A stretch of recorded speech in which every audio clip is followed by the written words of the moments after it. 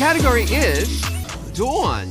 Tonight, here's a look back at the best runways from Dawn on RuPaul's Drag Race Season 16.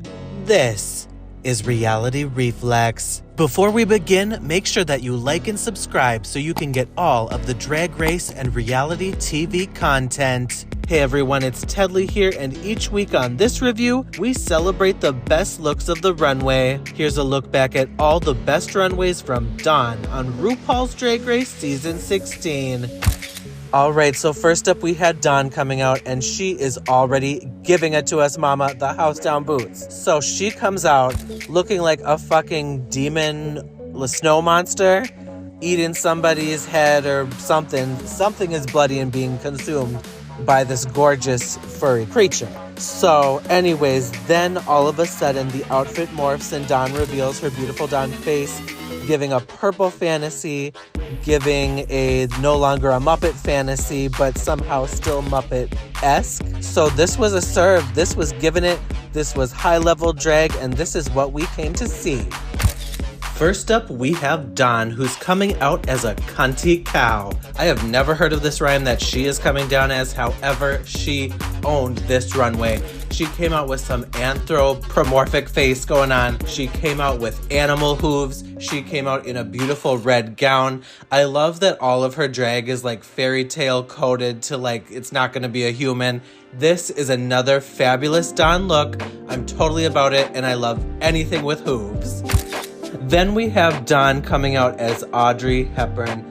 Bitch, okay, top to bottom, head to toe, it's fabulous. I love the black and white. I love that it's so sleek. It's so effortless, so beautiful. Just, you see this look and you know exactly what she's doing, and we love to see it. All right, and so then we have Dawn coming out giving her construction realness. A little bit of this is giving me the Shea Coulee construction worker fashion ball image. However, it's of course in Dawn's own personal style and aesthetic. It's just giving a good look. She has a really great eye for just color patterns and the illusion of what you see being good. So she is really selling this one. Next up, we had Dawn, who is giving 1950s intergalactic woman from space realness. The makeup is perfect for this fantasy. The headpiece is perfect for this fantasy. And so I am 100% sold. She is giving it. I am being transported to the galaxy. I'm being transported to the universe. She is taking me to the future and beyond. I was sold completely. The doll was a cute little match to go exactly with this. Oh, she is selling it to the masses, mama. Dawn comes out once again in a Dawn perspective original realness fantasy look. She is giving a bloody face. She is giving a bloody fantasy. She is giving not what everybody else is giving. She's not giving the glamour. She is giving obscure. She is giving character. She's giving her troll fantasy. She is not living by the rules, and she does not care. She is giving color combos that we would not expect. She is giving doing it my way realness.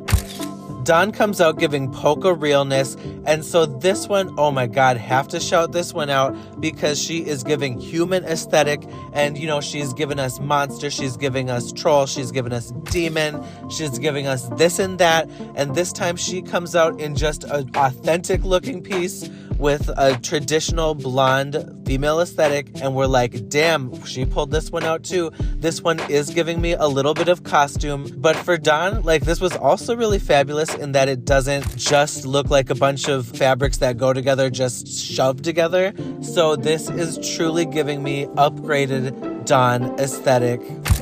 And then out comes Dawn, who is giving aesthetic. She definitely constructed this garment. So basically, it was protruding at the hips and the waist. She was giving an amazing headpiece fantasy. She was giving Dawn classic realness, the reboot with the elf ears. It was giving a full fantasy. It was giving goth in her elven Lord of the Rings world or something.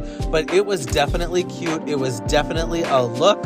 I love the different elements all in the same black color that really made this dynamic and effective on the runway. Once again, she did good presenting her aesthetic, her image, her look, her point of view. Bitch came through. Okay, so then up next we had Dawn, and I've said this before, I'll say it again.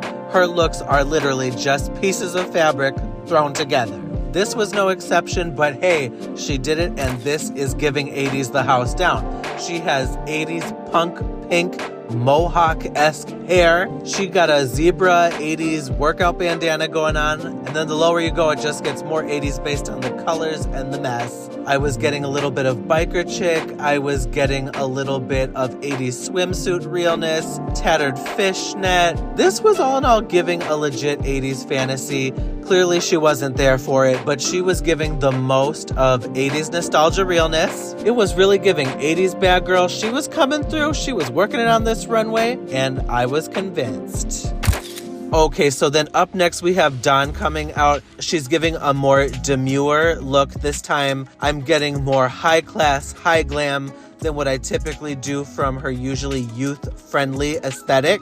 The way she used the chains in a not so excessive but perfectly framed on top of this black garment was just genius. In this case for Dawn, she was definitely not giving too much. She was giving take off one piece before you leave the house realness. And so I just thought that this was actually great development in the Dawn fashion storyline. All right, everyone, that was my Dawn fashion recap. Make sure that you like and subscribe so you can see all of the Drag Race and reality TV content. This is Reality Reflex.